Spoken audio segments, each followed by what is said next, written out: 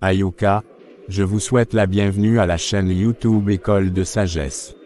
Mon prénom est Conan, je suis ivoirien. Mon prénom signifie le courage et la force. J'anime l'émission « Les religions en Afrique ».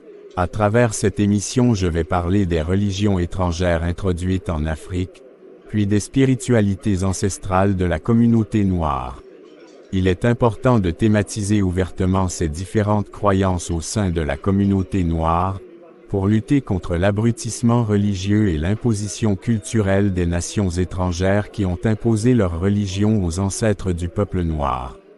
À notre époque, il est important que le peuple noir se débarrasse de toute forme du colonialisme lié aux religions étrangères.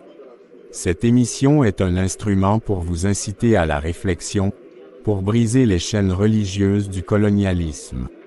Aujourd'hui, je vais faire un exposé sur les abus de l'islam. Pour expliquer une autre facette de ces abus, je vais parler du thème suivant. Des peuples et des cultures ont été détruites au nom de l'islam. Voici quelques points pour éclaircir ce thème. Premier point, source d'abrutissement intellectuel. Selon le Coran, l'islam serait une doctrine divine révélée aux prophètes pour les peuples. Mais l'évidence montre que l'islam est un dogme religieux ayant adopté quelques rites païens et cela n'est jamais enseigné aux croyants. Pour noyer les croyants dans l'ignorance totale et endormir leur conscience, l'islam diabolise les spiritualités païennes pour effrayer les gens. L'islam a adopté cette stratégie d'une part pour empêcher aux croyants de découvrir qu'il a emprunté de ces spiritualités païennes quelques textes, rites religieux, etc., puis d'autre part pour empêcher que ces spiritualités païennes soient une très grande concurrence pour lui. L'islam impose des noms arabes aux musulmans d'autres peuples lors de la conversion. Ces noms arabes seraient des noms saints, alors qu'ils existaient en grande partie déjà dans la culture arabe avant la naissance de l'islam. De plus, ces noms arabes n'ont pas forcément un impact positif sur les croyants, puisque leurs comportements sont souvent contraires à la doctrine de piété enseignée dans le Coran. Par exemple, les Noirs musulmans ou non-musulmans sont discriminés dans les pays arabes. Deuxième point, abus sexuels. L'islam serait un instrument pour sauver les humains du péché et de les rapprocher de Dieu. Malheureusement, la réalité nous montre autre chose. Depuis très longtemps jusqu'à nos jours, les enfants et les femmes sont victimes de viols par les chefs religieux.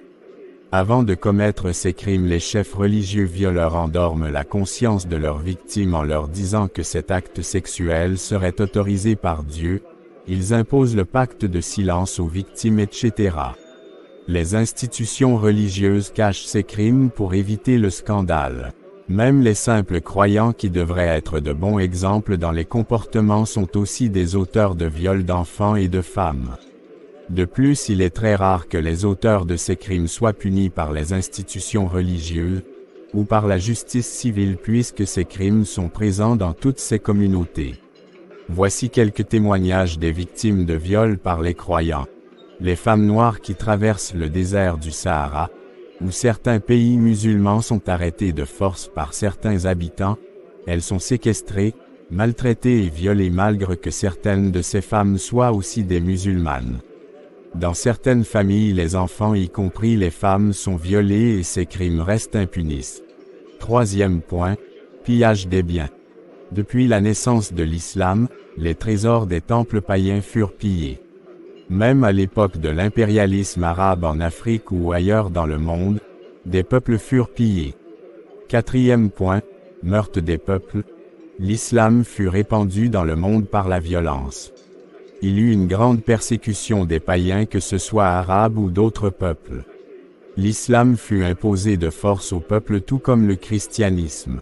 Même de nos jours, les peuples ayant d'autres confessions religieuses sont persécutés et discriminés dans certains pays musulmans. Même les différents dogmes religieux au sein de l'islam sont des sources de conflits religieux, de guerres, de meurtres, etc. Bref, à l'époque actuelle, l'islam continue ses pratiques d'exclusivisme, de dénigration des autres spiritualités, de division entre les peuples, d'intolérance, etc. Leçon à tirer. L'islam est apparu après le christianisme, qui à son tour a vu le jour après le judaïsme. L'exposé d'aujourd'hui montre que l'islam, qui selon les musulmans serait la meilleure religion au monde, n'a pas pu changer le cœur de la grande partie de ses adeptes pour en faire les meilleurs saints du monde, ou des personnes les plus exemplaires du monde. Parmi ces croyants, il existe très peu qui s'efforcent de plaire à Dieu, pendant qu'une grande partie de personnes affichent des comportements contraires à la doctrine de piété enseignée dans l'islam. Malheureusement, il n'est pas possible de montrer toutes ces formes d'écart de comportement à travers cette vidéo. Les Arabes étant à la recherche d'une identité spirituelle ont construit des dogmes islamiques. Ce qui poussa les chefs religieux et politiques de ce peuple à modifier la parole de Dieu en fonction de leurs intérêts humains et non selon les intérêts de Dieu. Reste à savoir si cet acte est approuvé par Dieu. Voici une citation de l'écrivain Théophile Obenga qui décrit d'autres côtés sombres de ces deux religions importées. Je cite, « Ajoutons que ce sont pourtant ces mêmes religions de la foi, dites d'amour, qui ont servi d'alibi aux conquêtes esclavagistes en enclenchant des guerres de religion et religions de guerre partout sur la planète. Au tribunal de l'histoire, le Messie et le prophète seront donc sommés de s'expliquer sur le passif et l'actif de leurs actions respectives greffées à des milliards de tous les Africains morts au nom de l'écriture de la foi. » Fin de citation. Un autre constat fait par l'écrivain est le malheur que sèment ces deux religions importées. Au nom de l'amour idéal que ces religions prêchent, elles sont à l'origine d'extrêmes d'intolérance, de violence, de haine, de racisme et d'exclusivisme, etc. Ces réalités prouvent que ces deux religions importées qui sont l'islam et le christianisme, ont pour objectif d'ordre hégémonique, politique, économique et financier. L'écrivain conseille de mener un vrai débat sur ces réalités religieuses pour objectif d'obtenir une indépendance religieuse. Peuple noir, si tu as été le premier civilisateur des peuples à travers tes valeurs culturelles et surtout le culte d'Isis, pourquoi t'attaches-tu encore à cette religion raffinée par les intérêts humains qui est l'islam? Des étrangers mal intentionnés enseignent une éthique qui est presque la même que celle qu'enseigne la spiritualité de tes ancêtres. Pour privilégier leurs intérêts culturels, ils te font croire que celui qui n'est pas adepte de l'islam est un infidèle, alors qu'ils sont eux-mêmes incapables de mettre convenablement en pratique l'éthique qu'enseigne l'islam. En conclusion, cette émission enseigne quelques vérités sur la destruction des peuples et cultures causées par l'islam. Tout ce qui est originel à l'islam est la grandeur des intérêts humains avec laquelle il a été construit. Ce qui prouve que la crainte de Dieu est aussi à remettre en question dans cette religion abrahamique. Lorsqu'on retire, ou on ajoute quelque chose à la parole de Dieu, c'est important de préciser cela pour le respect envers Dieu. Seuls les croyants qui aiment la vérité et cherchent le vrai Dieu, pourraient se poser des questions suite à ces vérités et changer convenablement leur manière de penser sur Dieu et de l'adorer. Quant aux croyants endoctrinés, ils auront peur de la vérité au lieu de l'aimer, car ils prononcent le nom de Dieu par suivisme et non par conviction. Les religions abrahamiques ne sont pas bonnes pour les Africains, mais plutôt pour les peuples qui les ont construites. Dieu s'est manifesté aux peuples du monde selon leur réalité culturelle pour que chaque peuple puisse mieux comprendre qui est Dieu et le servir de bon cœur. L'intention du vrai Dieu n'a jamais été qu'un peuple se lève de nulle part et prétende que sa religion est meilleure à celle des autres, ou que ce peuple malveillant impose sa religion à un autre peuple en y versant du sang.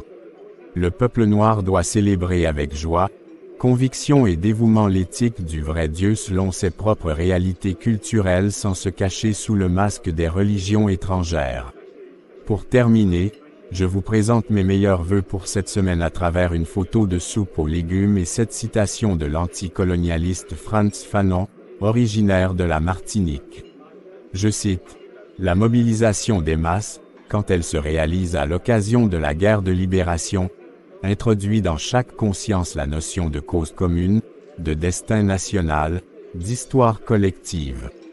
La construction de la nation se trouve facilitée par l'existence de ce mortier travaillé dans le sang et la colère. » Fin de citation.